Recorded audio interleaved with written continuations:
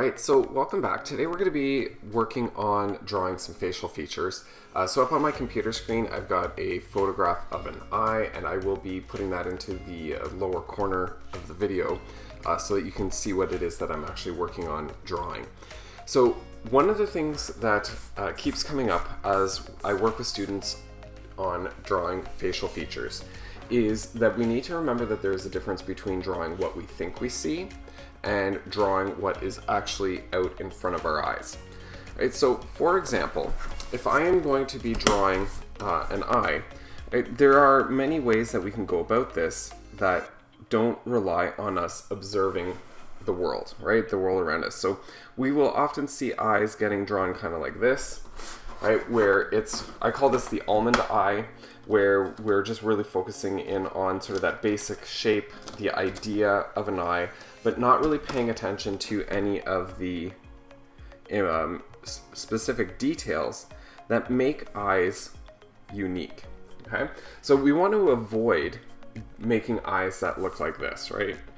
And often these are really good ways for young children to start figuring out how to draw, right? As they are starting to figure out how to connect their brains and their eyes and their hands all together. So when we're drawing, right, we are going to start with the basics process of drawing fairly lightly with and getting the overall shape. So with the image that I'm observing, I'm noticing that the left-hand side of the eyeball is fairly steep, and then it comes across, right, and it kind of tapers down over at the side. The bottom, right, it comes down on a slight angle, and then it kind of comes up a little bit more, and then comes across, right? And you can already see that there is a huge difference in terms of the overall structure and shape, right? So this eye, right, we have the lower eyelid, right, and I'm going to start reinforcing and curving these angular lines that I've created to establish where I want the eye to be and start cleaning it up, right? The lower eyelid is fairly straightforward, and I'm going to add a secondary line here because I want to start thinking about the thickness of the actual eyelid. The skin that makes up the eyelid has depth, and we need to be capturing that in our drawing as well. Right, so I have the lower eyelid established, and over here on the right hand side we have the tear duct, right? And the eyeball is literally, right, a ball, right? It's a sphere that is within a socket inside our head, right? And the eyeball is actually much bigger than what we see. So I need to have an awareness of that overall size of the eyeball as well. Okay, so moving forward, I'm going to establish where the eye is versus the fleshy tissue of the tear duct, and I'm going to start working on creating the upper lid, right? And with this, I'm going to bring this across. Notice here that the upper lid extends out a little bit beyond the lower lid, and I'm going to again work on curving the line around and establishing the dimension here. Okay, the iris, right, is tucked up underneath the upper lid. So just like we did with the entire eyeball, I'm going to look at using a circle, and I'm going to place the iris in such a way that it tucks up underneath that upper lid. All right, and we have the center of the eye there as well. All right. So as I'm starting to establish these lines and shapes, you'll see that the eye is starting to come together in a much more realistic and authentic way. All right, and I'm going to be working to kind of build up the value next in order to really establish the three-dimensionality of the eye structure and spacing. Okay, so I'm working on some of the lines that are in and around the eye as well. So this particular individual, right, has a defined crease that is really sort of defining where the eyeball is sitting within the eye socket. And there's a secondary line here, and we can see that the nose also kind of comes out and across. Right. So once I have the structure, right, it's time to begin looking at adding in some basic values. Right, I'm going to start in the center, right, and I'm going to work on getting the iris nice and dark.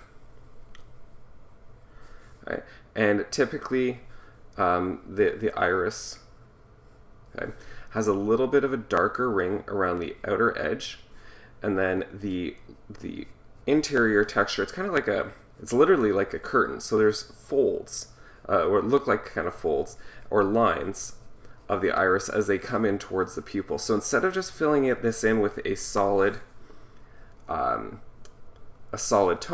I'm going to purposefully use directional lines in order to try and help create that sense of dimension, right? And that accuracy that helps to create a little bit more realism in the work. Okay, so as I'm getting out to the outer edges, I'm pressing a little bit harder now.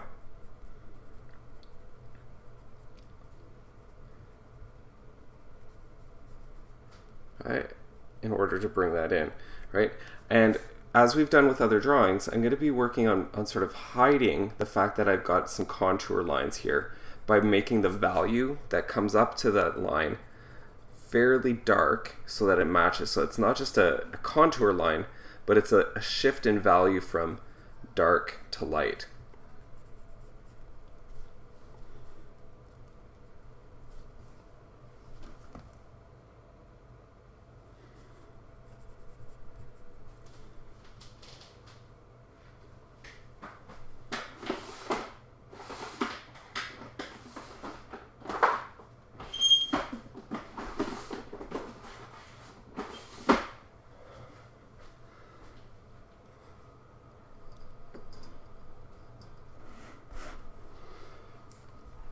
Okay, so once I've got that iris established, I do need to keep in mind that there is a little bit of a shadow that is going to come in on the underside of the eyelid.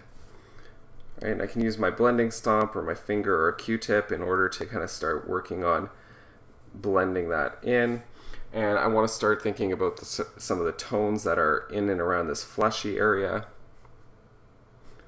as well. Right, because it's not all one tone. You can kind of see like the musculature of this particular area as well. Right, and again, just adding in a little bit of value onto the actual eyeball itself, so that we start giving it a little bit more dimension. Right, some people have some veins in their eyeball. We can use a very sharp, harder pencil in order to develop those areas. One thing that you might want to do too is use your kneadable eraser and pull out some of those highlights. Okay, so we'll continue to work on developing this, but it's also important to begin thinking about how are you going to be treating the space around the eye, because it's not just drawing the eye, but the folds and the depth of the nose and the eye socket that are really going to be important in helping to make the drawing kind of more, I'm going to say, more convincing. All right, so I'm going to just spend a couple of minutes here working on developing the tone. And what I'll note here is that adding some value so that the side here is a little bit darker than the top, and we're going to get some darker values that are coming in on the side here as well. And that's going to, again, help to create that sense of emphasis, right? And that stronger sense of three-dimensionality. Just likewise on the lower side, we're going to get some darker values in and around sort of the nose. And as it comes across, we get some darker values over on the one side of the eyeball, and a little bit lighter in the center portion. Right? The space under the eye, the thickness of the eyelid here is a little bit darker. So I'm going to start using my pencil to define that a little bit better.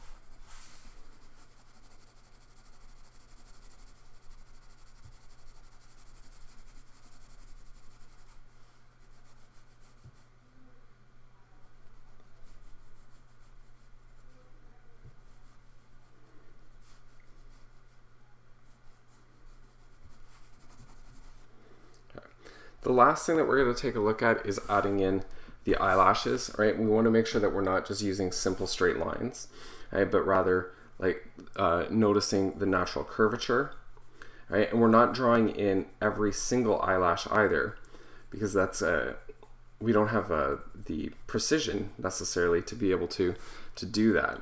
So we're going to use some general lines here, right? And if you have a sharper pencil, then you're going to get some crisper lines, and I'm going to add in that little bit of texture around the eye, right? And there's also a little bit, right? It tends to be a little bit more sparse on the lower eyelid as well, but we're going to get those in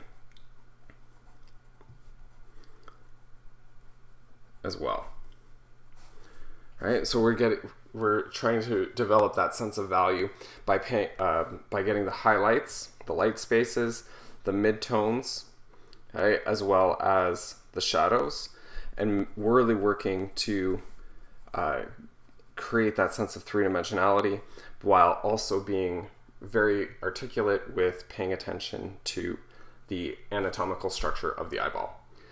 Best of luck. If you have any questions, please make sure that you're asking. Have a great day. Bye.